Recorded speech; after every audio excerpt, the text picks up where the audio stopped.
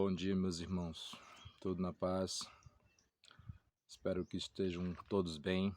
Os irmãos aqui que assistem os nossos vídeos. E hoje eu desejo para os irmãos um bom descanso, um bom Shabat. Hoje é Shabat de quarto crescente.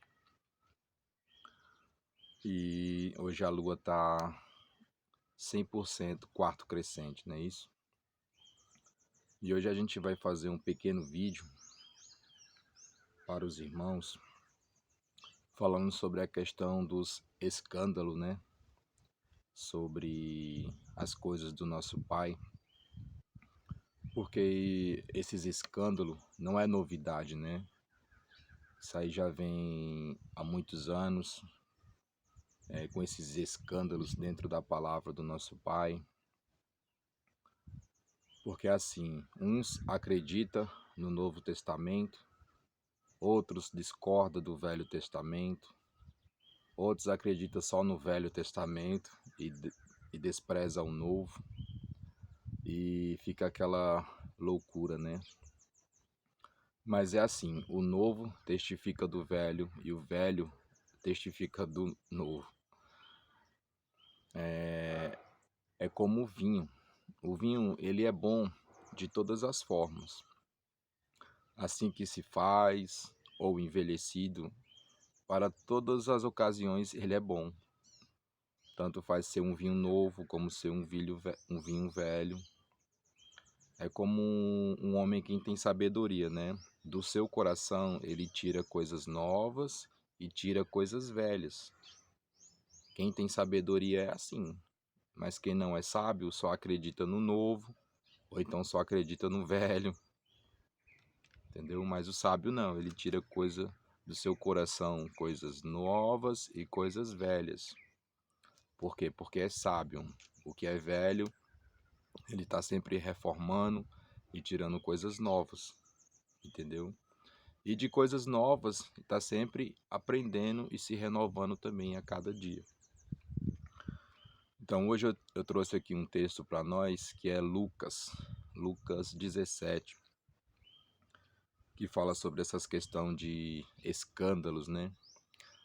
Porque eu tenho acompanhado uns vídeos aí na internet e as pessoas ficam se atacando, né? Por causa da palavra. Isso não é ruim, meus irmãos, isso é bom. Muitos acham que isso é ruim, mas não é, isso é bom. Porque isso dá veracidade às escrituras, fazem com que as pessoas acordem, despertem, ou seja, só acrescenta. Então não é para o mal, e sim para o bem. Só que é o seguinte, como das coisas ruins a gente tira coisas boas, a gente também aproveita para pegar um pouco de um lado, um pouco de outro, e assim a gente transforma em algo produtivo. Então, o ponto desse vídeo hoje é o seguinte. Por exemplo, tem aquelas pessoas que acreditam no velho, tem aquelas que acreditam só no novo e diz que o velho é um Deus e o novo é outro Deus. Só que não é. É o mesmo Deus. É o mesmo Deus e a própria Escritura nos testifica disso. E para aqueles que acreditam em Paulo, porque a briga aí é sobre o apóstolo Paulo, né? Que Paulo era um falso profeta, um falso mestre. Só que não. Da mesma forma que as pessoas acreditam que Paulo é um falso mestre, tem pessoas que acreditam que Davi, que Josué, Abraão, Salomão eram falsos mestres, falsos profetas. Há pessoas que acreditam que eles também eram falsos mestres e falsos profetas. Da mesma forma que tem pessoas que acreditam que Paulo é um falso mestre.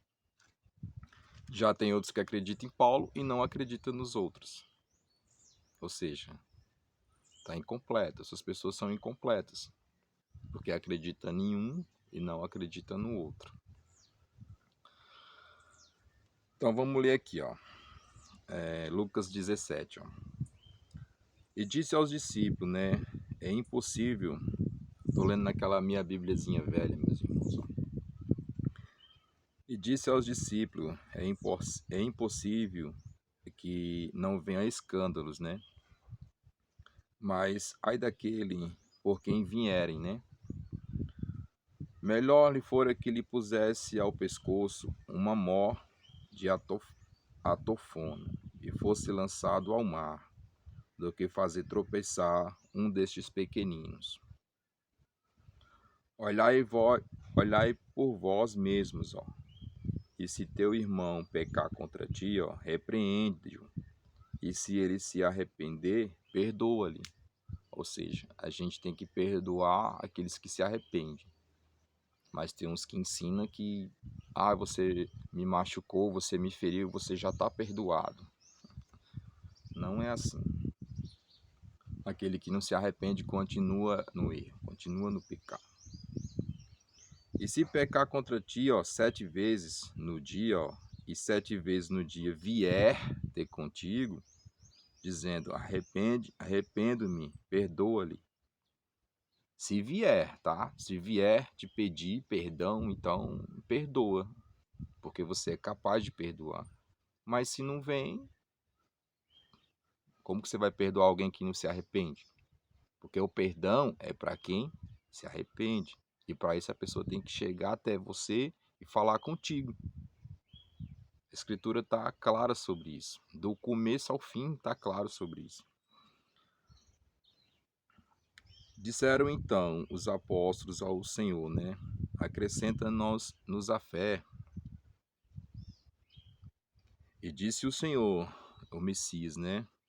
Se tiverdes fé como um grão de mostarda, direis a esta amoroeira de sarraiga-te daqui e planta-te no mar, e ela vos obedeceria. Ou seja, se você tiver uma fé do tamanho de um grão de mostarda, já é suficiente. Ele não está querendo dizer que você tem que ter uma fé grande ou pequena. Não, apenas tenha fé, apenas acredite, mesmo que seja pequenininha, mas acredite.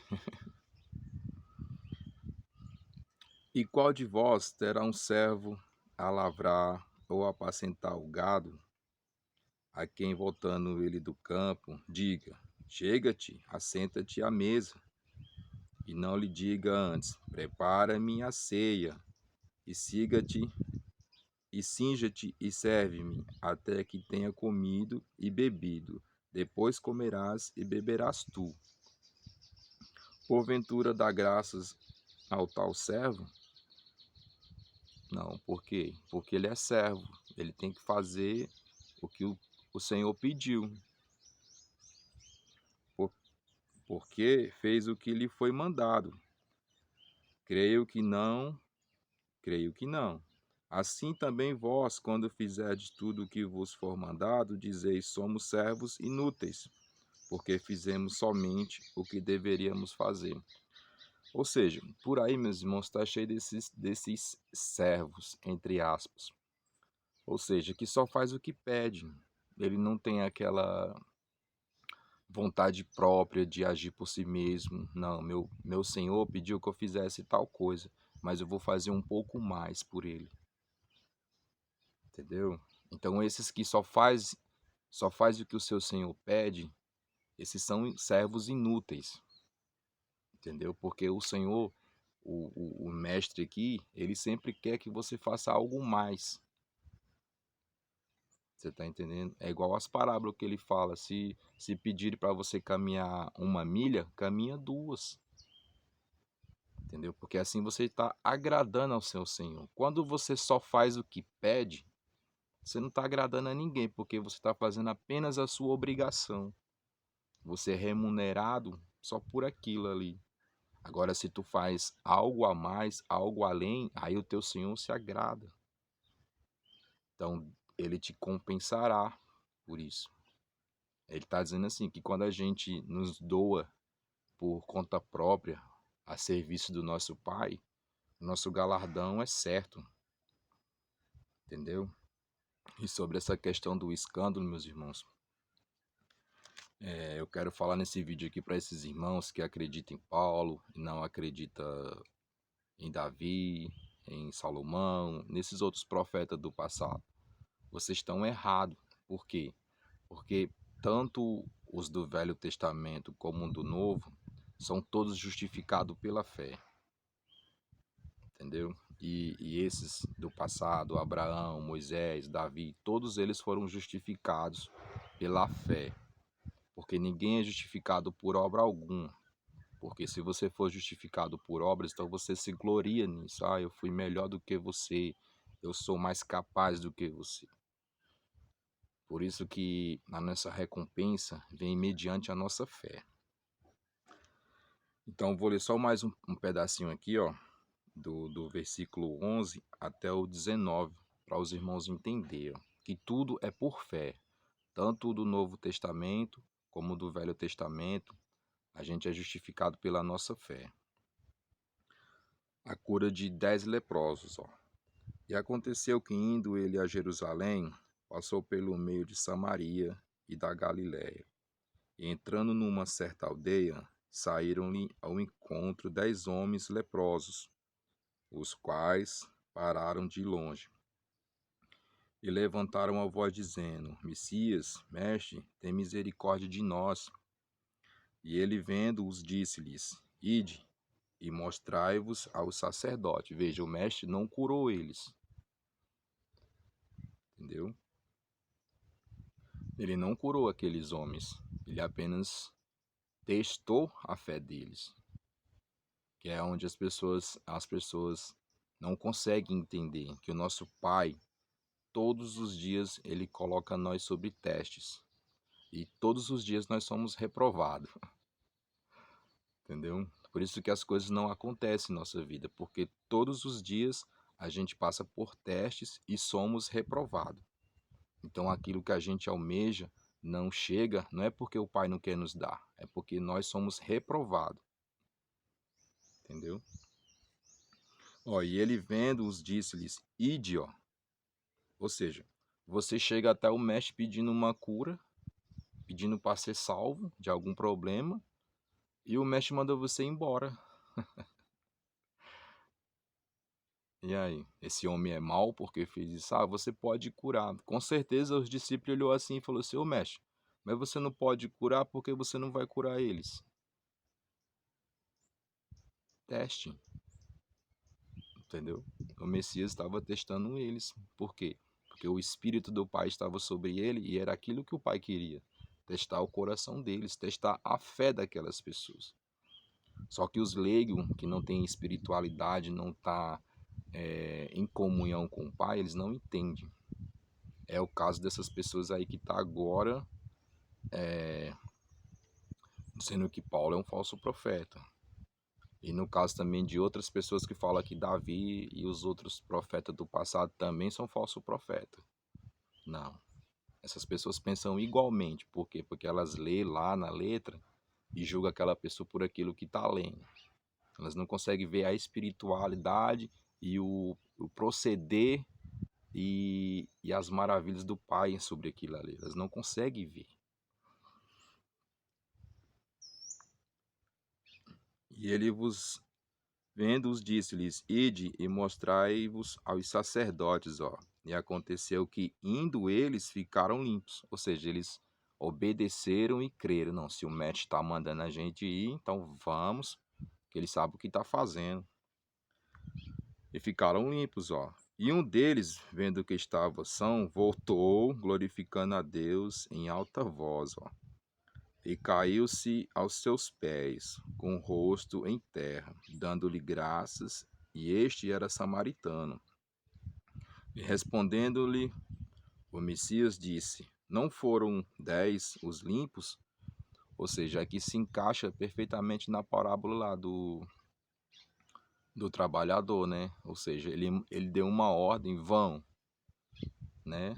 Só que daqueles 10, somente um voltou para glorificar, ou seja, só um fez algo a mais.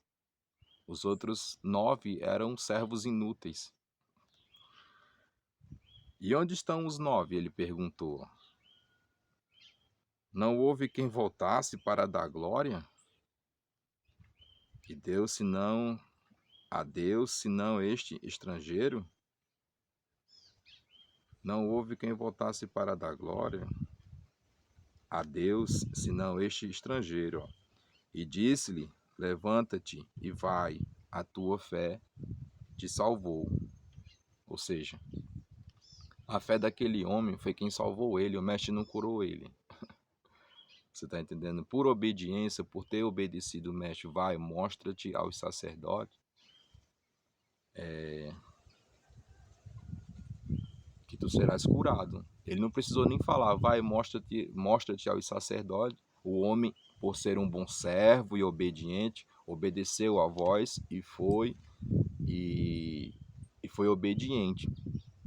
Fez o que o seu senhor havia pedido, mas fez algo a mais. Ele voltou e agradeceu. Os outros não voltaram, ou seja, são servos inúteis. Você está entendendo? São essas coisas que as pessoas não entendem. No caso de Paulo, eu vou parar por aqui, meus irmãos. Veja, a tua fé te salvou. Ou seja, é por fé, meus irmãos. A fé desse homem salvou ele, curou ele das enfermidades que ele tinha e também curou os outros 9. Só que apenas ele voltou para glorificar, ou seja, é um servo bom e prudente, porque fez algo a mais que o seu Senhor pediu. Quer dizer, o Senhor nem pediu, mas ele fez por livre e espontânea vontade, voltou e agradeceu, ou seja, fez algo a mais. Então esse foi justificado. Entendeu? Por fé ele foi justificado, porque fez algo a mais. Ele creu e recebeu a sua salvação. A mesma coisa aconteceu com Abraão, com Davi, com Josué, com Salomão. Por fé, esses homens foram salvos. Assim como o apóstolo Paulo explica claramente nas Escrituras. Assim como esses 10 que estavam enfermos foram justificados pela fé. Da mesma forma, foi o apóstolo Paulo, foi justificado pela fé. Porque Paulo, ele servia ao Criador. E por servir ao Criador e servir a lei ao pé da letra, ele, em seu entendimento, no seu intelecto, o que ele fazia era certo. Por quê? Porque ele estava servindo ao Criador e servindo a lei. Você está entendendo? Porque ele tinha aquela fé cega. Ele tinha uma fé cega, mas é fé, só que era cega. Então o Messias veio até ele para quê? Para mostrar que a fé dele era boa, entendeu? Era uma fé boa, mas estava sendo usada de uma forma incorreta, sem luz, estava matando inocentes e matando aqueles que serviam ao Pai, em espírito e em verdade. Você está entendendo?